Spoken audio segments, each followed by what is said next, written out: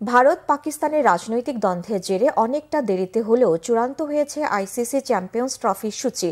আজ আনুষ্ঠানিক ঘোষণা আসতে পারে। পাকিস্তানে 19 ফেব্রুয়ারি শুরু হতে যাওয়া এই ক্রিকেট যজ্ঞে ভারত তাদের সবগুলো ম্যাচ খেলবে সংযুক্ত আরব আমিরাতে।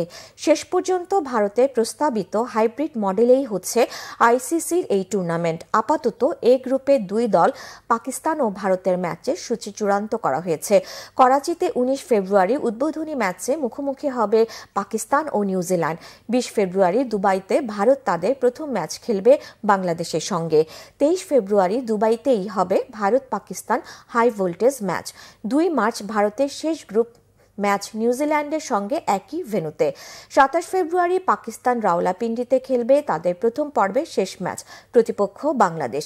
ভারতের ম্যাচগুলো ছাড়া দুই গ্রুপের সবগুলো খেলা হবে করাচি, লাহোর ও রাওয়ালপিন্ডিতে। অন্য গ্রুপে আছে আফগানিস্তান, অস্ট্রেলিয়া, ইংল্যান্ড ও দক্ষিণ আফ্রিকা। দুটি সেমিফাইনাল হবে 4 মার্চ ও 5 মার্চ। দ্বিতীয় সেমিফাইনাল ও ফাইনালে রিজার্ভ ডে রাখা হয়েছে। 9 মার্চ ফাইনাল হবে লাহোরে।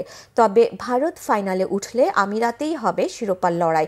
2027 সাল পর্যন্ত ভারত যতগুলো আইসিসি ইভেন্ট আয়োজন করবে সেগুলোতে পাকিস্তানও তাদের ম্যাচ খেলবে নিরপেক্ষ ভেন্যুতে।